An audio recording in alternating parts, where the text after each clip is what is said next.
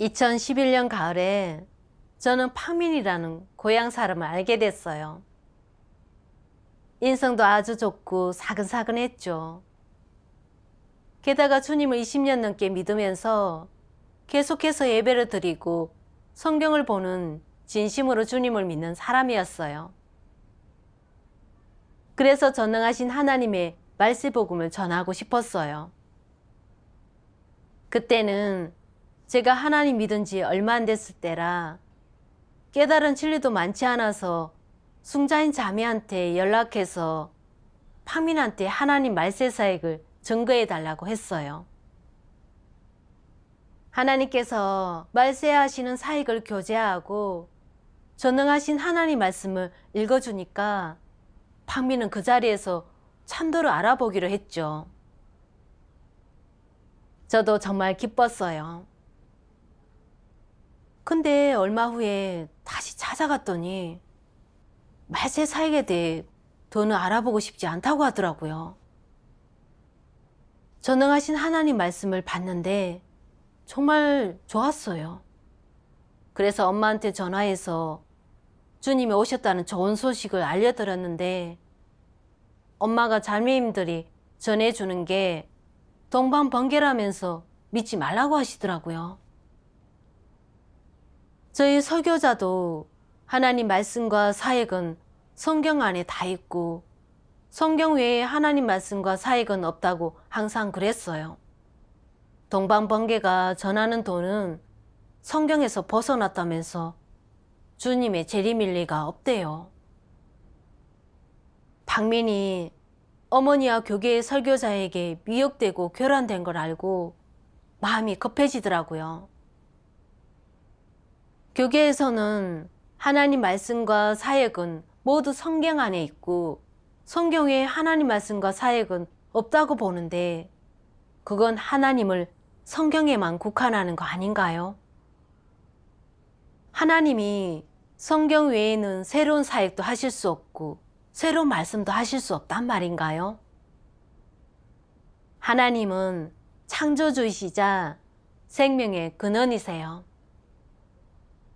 그렇게 전능하시고 지혜로우시고 풍부하신 분이신데 겨우 한 권의 성경이 하나님의 전부를 대표할 수 있을까요?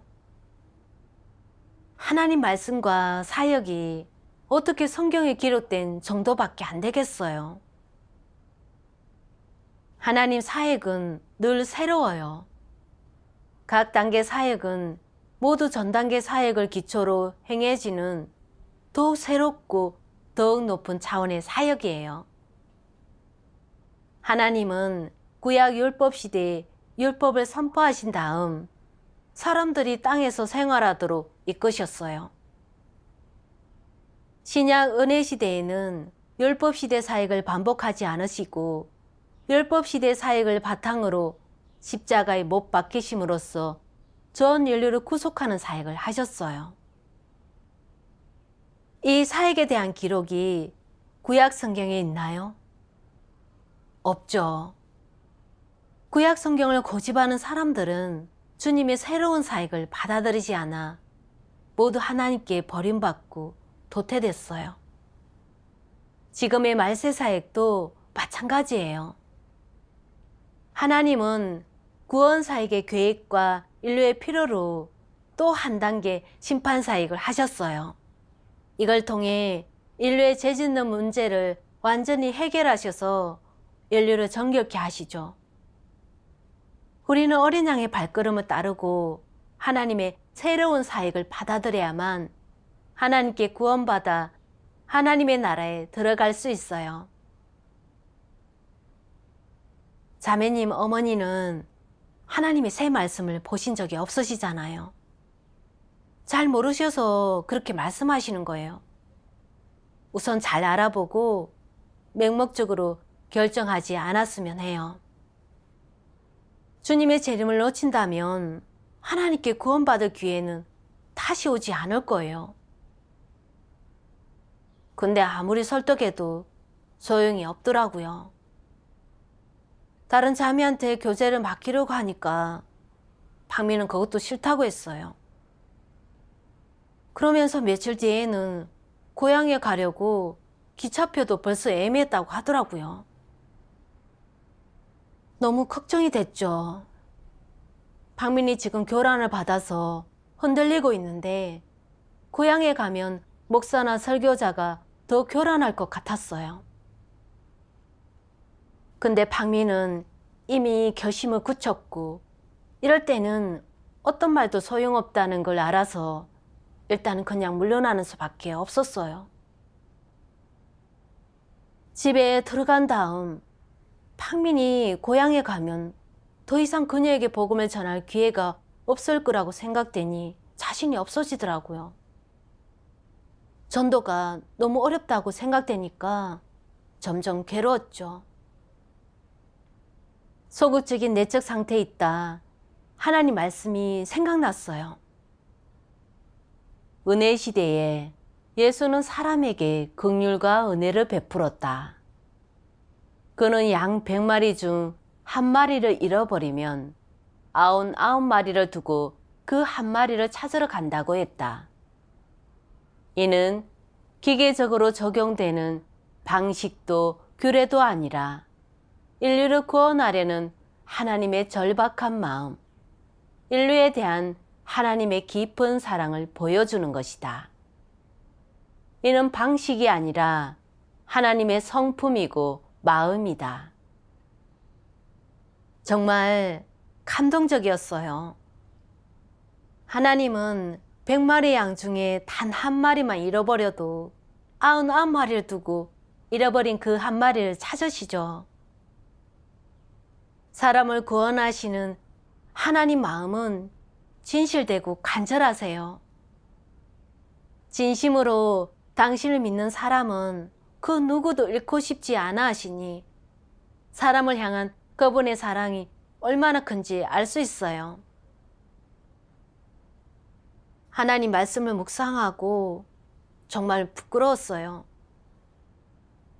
하나님은 폐괴된 인류를 구원하시기 위해 성육신으로 이 땅에 오셔서 많은 대가를 치르셨어요. 진심으로 하나님 믿는 사람들이 모두 하나님 앞에 와서 당신께 구원받기를 바라시면서요. 그런데 저는 전도하면서 어려움에 부딪히니까 바로 움츠러들고 물러섰어요. 하나님 마음을 너무 헤아리지 못했던 거예요. 박민이 지금은 미혹되고 교란을 받아서 종교관념을 갖고 있지만 진심으로 하나님을 믿는 사람이거든요.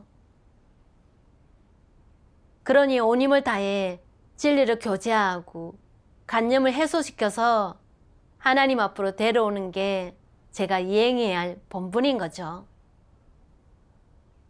그 순간 하나님 말씀이 생각났어요. 사람의 마음과 영은 하나님의 주관 속에 있으며 사람의 모든 삶 역시 하나님이 지켜보는 가운데 이루어진다. 내가 이 모든 것을 믿든 믿지 않든 상관없이 모든 존재는 생명이 있든 없든 전부 하나님의 생각에 따라 움직이고 변화하고 새로워지며 사라진다. 이것이 바로 하나님이 만물을 주재하는 방식이다. 하나님 말씀에서 힘과 믿음을 얻었어요. 만사와 만물은 다 하나님 손안에 있고 사람의 마음과 생각도 하나님 손안에 있어요. 사람이 볼 때는 박민이 교란을 받는 데다 고향으로 간다고 하니 그녀에게 복음을 전할 기회가 희박하잖아요. 그렇지만 하나님은 모든 걸 주재하시죠. 박민이 하나님의 양이라면 그분 음성을 들을 수 있을 테니까 제가 할 수 있는 건 최선을 다해 협력하면서 쉽게 포기하지 말아야겠다는 생각이 들더라고요. 하나님께 기도했어요. 하나님, 박민이 교란을 받아 지금 감히 참도를 알아보지 못하고 있어요. 박민을 당신 손에 맡깁니다. 그가 하나님의 양이 맞다면 온 힘을 다해 복음을 전할게요. 나중에 팡민이 오전 9시 10분 기차 시간을 저녁 9시 10분으로 착각해서 결국 고향에 가지 못했다는 얘기를 듣게 됐어요. 사람의 마음과 영이 모두 하나님 손안에 있고 하나님이 모든 것을 주재하고 안배하시는 걸 보고 계속 하나님께 감사드렸어요. 팡민에게 복음을 전하는 일에도 더 자신이 생겼죠. 그래서 팡민을 찾아갔어요. 그런데 팡민이 아직도 간염을 고수하고 있어서 우선은 전능하신 하나님 말씀을 읽어줬어요. 전능하신 하나님 말씀. 우리가 하나님의 자취를 찾으려면 하나님의 뜻을 찾아야 하고 하나님의 말씀과 음성을 찾아야 한다. 하나님의 새 말씀이 있는 곳에 하나님의 음성이 있고 하나님의 자취가 있는 곳에 하나님의 행사가 있으며 하나님의 선포가 있는 곳에 하나님의 나타남이 있고 하나님이 나타나는 그곳에 진리, 길, 생명이 존재하기 때문이다. 너희들은 하나님의 자취를 찾는 과정에서 하나님은 진리요, 길이요, 생명이다 라는 말을 간과하였다. 그래서 많은 사람이 진리를 얻고 나서도 하나님의 자취를 찾았다 생각지 않고 그것을 하나님이 나타난 것으로 인정하지도 않는 것이다. 이 얼마나 심각한 실수인가. 하나님이 사람의 관념대로 나타날 리도 없고 사람의 요구에 따라 나타날 리는 더더욱 없다. 하나님은 자신의 선택과 계획 그리고 자신의 목표와 방식에 따라 사역을 한다. 그는 어떤 사역을 하든 사람과 의논할 필요가 없고 사람의 의견을 구할 필요도 없으며 모든 사람에게 일일이 알릴 필요는 더더욱 없다.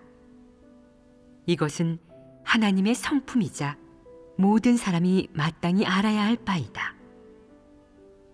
하나님이 나타난 것을 보고 하나님의 발걸음을 따르고자 한다면 먼저 스스로의 관념에서 빠져나와야 하며 하나님께 이렇게 저렇게 해야 한다고 지나치게 요구하지 말아야 한다.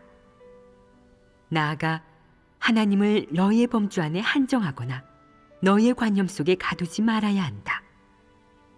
대신 하나님의 자취를 어떻게 찾아야 할지, 하나님이 나타난 것을 어떻게 받아들이고 하나님의 새로운 사역에 어떻게 순종해야 할지를 생각해야 한다.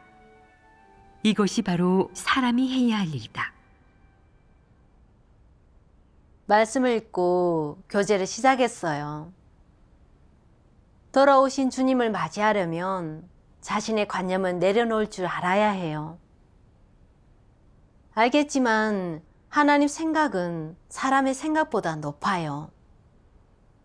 하나님은 사람의 관념과 상상대로 사역하지 않으세요. 하나님 말씀과 사역은 모두 성경 안에 있고 성경 외에 하나님 말씀과 사역은 없다라는 말이 하나님 말씀에 근거가 있을까요? 없어요. 예수님도 그렇게 말씀하신 적이 없고 성령께서도 그렇게 증거하신 적이 없어요. 그렇다면 그건 사람의 관념과 상상이 아닐까요? 과거 주님이 오셔서 사역하실 때 바리새인들은 주님이 얼마나 많은 진리를 선포하셨는지를 본 게 아니라 구약 성경을 고집하며 예수님 말씀과 사역이 성경을 벗어났다고 생각했어요. 그래서 그걸 트집 잡아 주님을 정죄하고 결국 십자가에 못 박는 대역죄를 저질렀죠. 우린 바리새인들의 실패에서 교훈을 얻어야 해요. 하나님은 말씀하고 사역하실 때 그 어떤 사람과 일에도 구애받지 않으시고 성경의 제약은 더더욱 받지 않으세요. 하나님은 시종일관 당신의 경륜과 인류의 필요에 따라 더 많은 말씀을 하시고 더 많고 더 새로운 사역을 하세요. 그래서 전능하신 하나님이 재림하신 예수님이신지 아닌지는 그분 말씀과 사역이 성경을 벗어났느냐 아니냐가 아니라 그 말씀이 진리인지 그분이 인류를 구원하는 사역을 할 수 있는지가 기준이 돼야 해요. 하나님만이 진리, 길, 생명이시고 오직 하나님만이 인류를 구원하실 수 있으니까요. 전능하신 하나님 말씀은 이미 봤잖아요. 그리고 거기에 권병과 위력이 있다는 것도 인정했고요. 또 전능하신 하나님은 하나님의 6천년 경륜, 성경의 비밀, 천국에 들어갈 수 있는 사람, 인류의 미래 종착지 등을 다 밝혀주셨어요. 이런 진리와 비밀은 그 어떤 사람도 알 수 없어요. 오직 하나님만이 밝히실 수. 교제가 채 끝나기도 전에 박민이 말을 잘라서 더는 말을 못하게 하더라고요. 제가 교제를 제대로 못했나 싶어서 자인 자매한테 다시 교제를 부탁하려고 했는데 싫다고 하는 거예요. 애가 탔죠. 전 하나님을 믿은 기간이 짧고 깨달은 진리도 많지 않아 진리를 명확하게 교제하지 못하고 박민의 문제도 해결하지 못하니까 어려움들 앞에서 위축이 되더라고요. 정 안 되면 전하지 않겠다고. 복음 전도가 너무 어렵다고 생각했죠. 생각하면 할수록 움츠러들어서 집으로 돌아오는 길에 온몸에 힘이 쭉 빠지는 기분이었어요. 예배 시간에 형제 자매가 제 내적 상태를 알고 하나님 말씀을 읽어줬어요. 믿음이란 무엇이냐? 바로 사람이 볼 수도 느낄 수도 없을 때 하나님의 사역이 사람의 관념과 맞지 않아 이럴 수 없을 때 갖춰야 하는 참된 믿음과 진실한 마음이다. 이것이 바로 내가 말하는 믿음이다. 사람은 고난받을 때 믿음이 필요하고 연단받을 때 믿음이 필요하다. 믿음이 있으면 그에 따라 연단도 온다. 이 둘은 갈라놓을 수 없다. 하나님이 어떻게 역사하든 내가 어떤 상황에 처해 있든 언제나 생명을 추구하고 진리를 구하며 하나님의 사역을 알기를 추구하고 하나님의 행사를 알고 진리대로 실천할 수 있다면 그것이 바로 참된 믿음이 있는 것이다.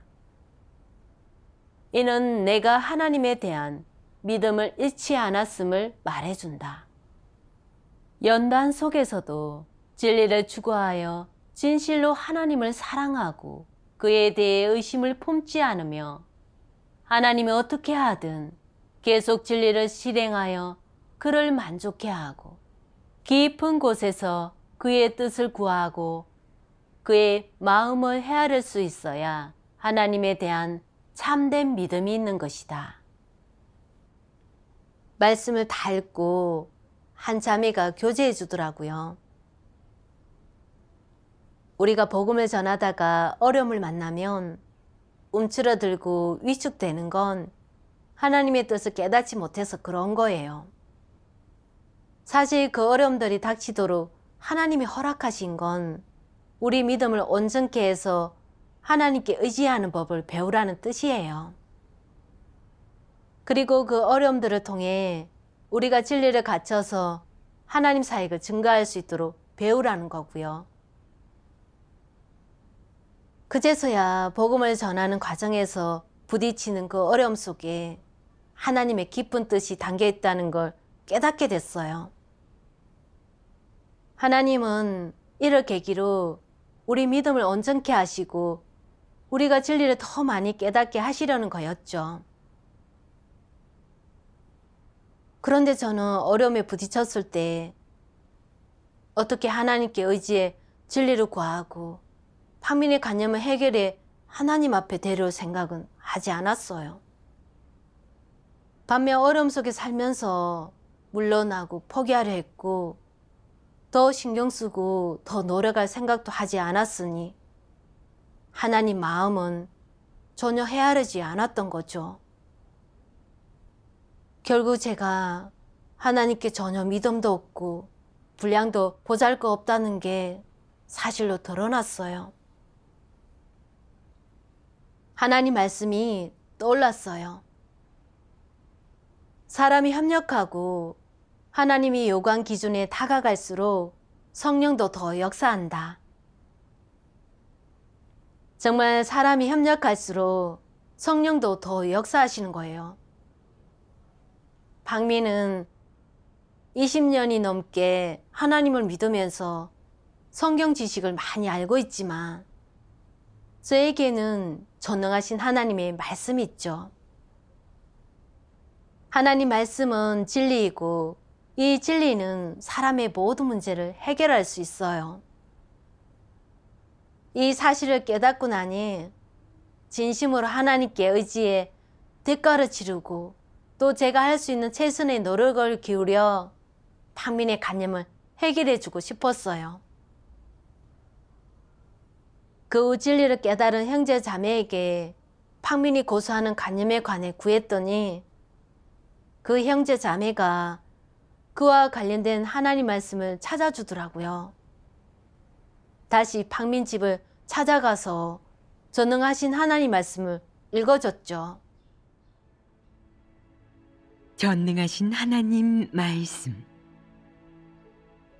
하나님의 사역을 규례에 맞출 필요가 있겠느냐? 하나님의 사역도 선지자의 예언에 근거해야 한단 말이냐? 성경이 크겠느냐? 하나님이 크겠느냐? 왜 하나님이 꼭 성경의 근거에 사역해야 한단 말이냐? 설마 하나님 자신에게는 성경을 벗어날 어떤 권리도 없단 말이냐? 하나님은 성경을 떠나 따로 사역할 수 없다는 것이냐? 왜 예수와 그의 제자들이 안식일을 지키지 않았겠느냐?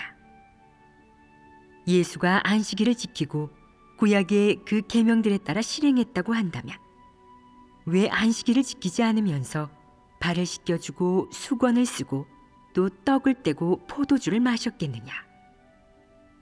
그런 것은 모두 구약에 없는 계명 아니더냐? 예수가 구약대로 하고자 했다면 왜 그런 규례들을 깨뜨렸겠느냐? 너는 하나님이 먼저였는지 성경이 먼저였는지 알아야 한다. 그가 안식일의 주인은 될 수 있어도 성경의 주인은 될 수 없다는 것이냐? 내가 율법 시대의 사역이나 이스라엘 백성이 여호와의 도를 어떻게 행하였는지를 알고 싶다면 구약 성경을 봐야 하고, 은혜 시대의 사역을 알고 싶다면 신약 성경을 봐야 한다. 그렇다면 내가 말세의 사역에 대해 알려면 어떻게 해야겠느냐? 오늘날의 하나님 인도를 받아들이고 오늘날의 사역으로 들어가야 한다. 이것은 새로운 사역이라 성경에 미리 기록해 놓은 사람이 없기 때문이다. 오늘날 하나님은 성육신하여 따로 중국에서 다시 선민들을 택했고 이들에게 사역하며 땅에서의 사역을 계속하고 있다. 즉, 은혜 시대의 사역을 이어가고 있다. 오늘날의 사역은 이전 사람이 가본 적 없는 길이고 누구도 보지 못한 도이며 아직 행한 적이 없는 사역이다. 다시 말해, 이는 하나님이 땅에서 행하는 최신 사역이다. 그렇기에 행한 적이 없는 사역은 역사가 아니라고 한다. 현재는 현재고 아직 지나가지 않았기 때문이다. 사람은 하나님이 땅에서 이스라엘 밖에서 다시 더 크고 더 새로운 사역을 행하여 이미 이스라엘의 범위와 선지자의 예언을 뛰어넘었음을 모르고 있다. 이는 예언에 없는 새로운 사역이고 이스라엘 밖에서 행하는 더 새로운 사역이며 사람이 꿰뚫어 볼 수도 없고 생각지도 못한 사역이다. 이런 사역이 어떻게 성경에 분명하게 기록되어 있을 수 있겠느냐? 오늘날의 사역을 그 누가 하나도 빠짐없이 미리 기록해 놓을 수 있겠느냐? 그 누가 관례를 깨는 더 크고 더 지혜로운 이 사역을 오래되어 곰팡내 나는 책에 기록해 놓을 수 있겠느냐? 현 시점의 사역은 역사가 아니다. 그러므로 내가 오늘날의 세기를 가려면 성경에서 나와야 하고 성경에 기록된 예언서나 역사서의 범위를 벗어나야 한다. 그렇게 해야만 새로운 길을 잘 갈 수 있고 새로운 경지와 새로운 사역에 진입할 수 있다. 말씀을 읽고 교제를 시작했어요. 전능하신 하나님의 말씀과 사역이 성경 안에 없다고 해서 그분이 재림하신 주님이 아니라고 생각하는 건 하나님을 성경에만 국한하는 거고 하나님을 규정하는 거예요. 하나님이 먼저 계셨을까요? 성경이 먼저 있었을까요? 태초에 하나님이 천지 만물을 창조하실 때 성경이 있었나요? 아브라함 시대에도 성경은 없었어요. 아브라함은 성경을 근거로 하나님을 믿은 게 아니에요. 그렇다고 아브라함을 보고 하나님을 믿는 사람이 아니라고 할 수 있을까요? 우리가 알아야 할 게 성경은 하나님 사역의 역사 기록일 뿐이라는 거예요. 하나님께서 사역을 다 하신 다음 후세 사람들의 편집과 정리를 거쳐 탄생한 게 성경이에요. 과거 주님이 사역하실 때도 신약 성경이란 게 없었어요. 사람들이 보는 건 다 구약 성경이었고 예수님이 사역을 다 하시고 몇백 년이 지나서야 지금의 신구약 전서가 생겼죠. 그러니까 하나님 말씀과 사역이 먼저 있었고 성경은 나중에 생긴 거죠. 이게 사실이에요. 그렇다면 하나님께서 말세에 나타나 사역하실 때 그분의 말씀과 사역이 어떻게 미리 성경에 기록되어 있을 수 있겠어요? 주님의 재림을 맞이하고 싶다면 우리는 성경에서 벗어나 하나님께서 지금 하시는 말씀과 사역을 알아보고 받아들여야 해요. 그래야 하나님의 발걸음을 따라갈 수 있어요. 제 교제를 듣고 팡민도 조금은 이해하는 것 같더라고요. 근데 여전히 의욕을 드러냈죠. 전능하신 하나님 말씀이 다 맞긴 해요. 확실히 하나님 사역이 먼저고 성경은 그 위에 생겼죠. 하나님이 성경보다 위라는 얘기는 나도 알겠어요. 그치만 몇십 년 성경을 봤는데 이제 내려놓으라면 다 못해요. 그래도 봐야겠어요. 박민이 곧바로 새로운 질문을 쏟아내는 바람에 순간 머리가 멍해지더라고요. 어느 방면의 진리로 대답을 해줘야 할지 몰라 당황스러웠어요. 집에 와서 하나님께 깨우쳐 주시고 이끌어 달라고 기도했죠. 그 순간 제가 명확하게 교제하는 건 서툴러도 하나님 말씀은 읽어줄 수 있겠다는 생각이 드는 거예요. 그래서 다시 팡민에게 교제할 기회를 엿봤죠. 그러다 어느 날 팡민 집에 갔는데 창틀에 성경이랑 전능하신 하나님 말씀이 펼쳐져 있는 게 보이더라고요. 팡민이 받아들이지 않겠다고 말은 했지만 속으로는 그래도 전능하신 하나님 사역을 알아보고 싶어 했구나 생각이 들어 조금 희망이 보이는 것 같았어요. 그 뒤로 팡민이 아파 병원에 입원한 거예요.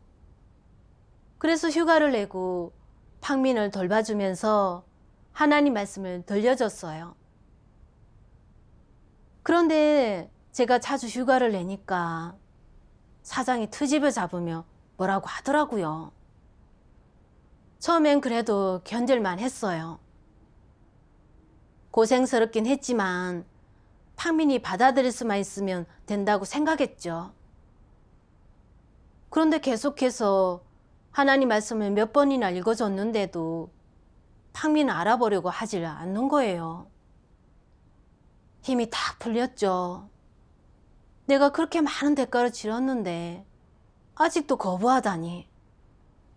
대체 언제까지 전도해야 받아들일까? 생각하니 힘이 빠지고 협력할 생각도 사라지더라고요. 그 후에 말씀 낭송 영상을 봤어요. 전능하신 하나님 말씀. 내가 짊어진 중책과 너에게 맡겨진 사명, 너의 책임을 너는 모두 알고 있느냐? 너의 역사적 사명감은 어디에 있느냐? 너는 어떻게 다음 시대의 주인이 될 것이냐? 너는 주인의식이 강렬하냐? 만물의 주인을 어떻게 해석하느냐? 정말로 생물과 세상 모든 물질의 주인이겠느냐? 너는 다음 단계 사역의 진전에 대해 어떤 계획을 가지고 있느냐? 너의 목양을 기다리고 있는 사람이 얼마나 되겠느냐? 너의 임무가 무척 무겁지 않으냐? 가난하고 가련하고 눈먼 그들은 어찌할 바를 모른 채 흑암 속에 떨어져 흐느끼고 있다. 길은 어디에 있느냐? 밝은 빛이 문득 유성처럼 내려와 오랫동안 인간을 억압한 이 흑암 세력을 몰아내길 얼마나 갈망하고 있겠느냐? 간절히 기대하고 밤낮으로 생각하지만 누가 그 모든 것을 다 알 수 있겠느냐? 심한 고난에 빠진 그 사람들은 빛이 가로지르는 날에도 여전히 흑암의 감옥에 갇힌 채 풀려나지 못하고 있다. 언제쯤이면 더 이상 애곡하지 않겠느냐? 한 번도 안식을 취한 적이 없는 그 연약한 영들은 그렇게 참혹한 불행을 겪고 있다. 비정한 밧줄과 굳어버린 역사가 일찍이 그들을 그 속에 가둔 것이다. 그 흐느낌을 누가 들은 적이 있느냐? 그 근심하는 모습을 누가 본 적이 있느냐? 너는 하나님의 마음이 얼마나 슬프고 안타까울지 생각해 본 적이 있느냐? 손수지은 무고한 인류가 그렇게 고통받고 있는 것을 어떻게 보고만 있을 수 있겠느냐? 어쨌든 인류는 해를 입은 불행한 자들이다. 비록 인류가 지금까지 살아남기는 했지만 일찍이 악한 자에게 해를 입었음을 누가 알겠느냐? 설마 너는 자신이 그 피해자 중에 하나임을 잊은 것이냐? 너는 하나님을 사랑하니 그 생존자들을 모두 힘써 구원해오고 싶지 않으냐? 내가 가진 모든 힘을 쏟아부어 사람을 자신의 고륙처럼 사랑하는 하나님께 보답하고 싶지 않으냐? 하나님 말씀을 보니 하나님의 간절한 마음이 느껴졌어요. 하나님은 사탄 권세 아래 살면서 하나님 앞에 오지 못하는 사람들을 염려하고 안타까워하시고 진심으로 하나님 믿는 사람들이 말세 구원받기를 바라고 계세요. 저는 지금 하나님의 말세 사역을 먼저 받아들인 사람이고 아직 하나님 앞에 오지 못한 사람들을 하나님 집으로 데려와 하나님께 구원받도록 하는 게 제가 마땅히 져야 할 책임이에요. 은혜 시대의 많은 이들이 복음을 확장시키기 위해 순교함으로써 결국 복음이 세계 곳곳으로 널리 알려지게 됐잖아요. 또 노아도 생각났죠. 그는 하나님이 맡기신 일, 방주를 만들기 위해 120년을 하루같이 지냈어요. 그러면서 수많은 어려움과 조롱, 비방에 부딪혔지만 포기하지 않고 결국 하나님이 맡기신 일을 완수해서 하나님께 인정받았잖아요. 하나님에 대한 노아의 믿음은 너무나 컸어요. 저도 복음을 전하면서 어려움에 부딪히고 육적으로 고생도 좀 했지만 역대 성인들이 치른 대가에 비하면 너무나 보잘것없는 거죠. 처음에 형제 자매들이 저한테 복음을 전해줬던 때를 떠올려보면 저도 여러 번 거부했는데 형제 자매들이 사랑으로 여러 번 전해줘 그제서야 받아들였어요. 지금 팡민을 다하면서 나는 왜 사랑을 더 갖지 못할까? 지금은 진리를 알지 못하고 종교관념에 묶여 있으니 반감을 보이는 게 정상 아닌가? 어려움이 좀 있다고 팡민을 포기하면 안 돼. 저는 크게 뉘우치며 다짐했어요. 복음을 전하면서 아무리 어려움에 부딪혀도 최선을 다해 협력하겠다고. 이게 제가 다해야 할 책임과 본분이라고요. 그 후로도 저는 계속 팡민을 보살피며 하나님 말씀을 들려줬어요. 하루는 팡민이 제게 그러더라고요. 한동안 하나님 말씀을 들려준 덕분에 이제는 알겠어요. 사람은 정말 하나님을 성경에만 국한해서는 안 돼요. 하나님 사역은 항상 새로운데 성경에 기록된 내용은 하나님의 과거 사역이잖아요. 하나님이 다시 오셔서 성경에 기록된 대로 사역하신다면 그건 하나님의 사역이 반복되는 거고 그러면 의미를 잃어버리죠. 하나님이 성경 밖에서 새로운 사역을 하셔서 사람들이 주님의 구속 사역을 기초로 심판을 거쳐 정결케 돼야만 진정으로 구원받을 수 있는 거예요.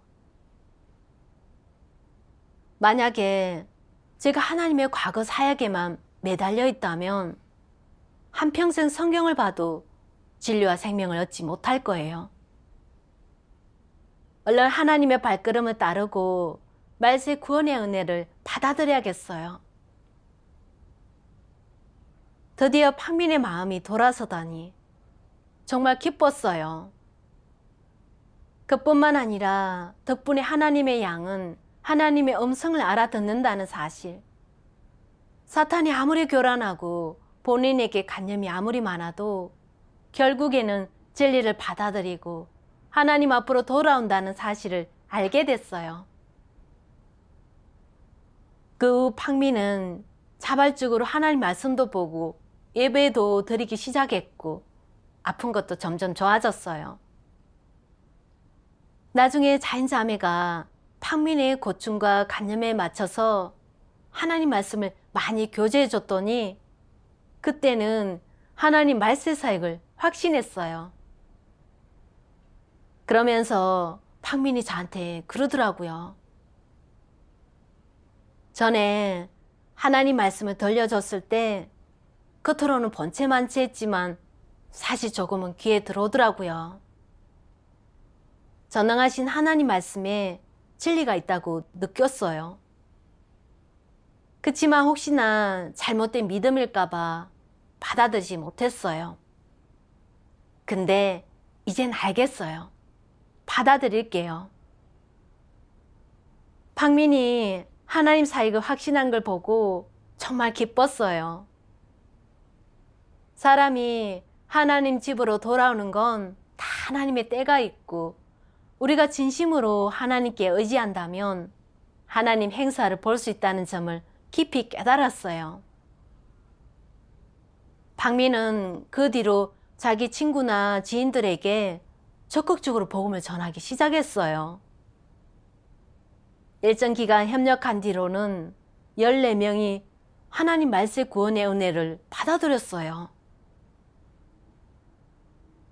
이번 전도 체험을 통해서 저는 하나님의 행사를 분명히 보게 됐어요. 그동안 비록 어려움도 많았고 한때는 움츠러들고 위축되기도 했지만 하나님은 이를 통해 제 믿음과 사랑을 온전케 하시고 제가 더 많은 진리를 갖추게 하신다는 걸 느낄 수 있었어요. 또 하나님께 의지하고 그분을 앙망하는 게 가장 큰 지혜라는 것도 깨달았죠.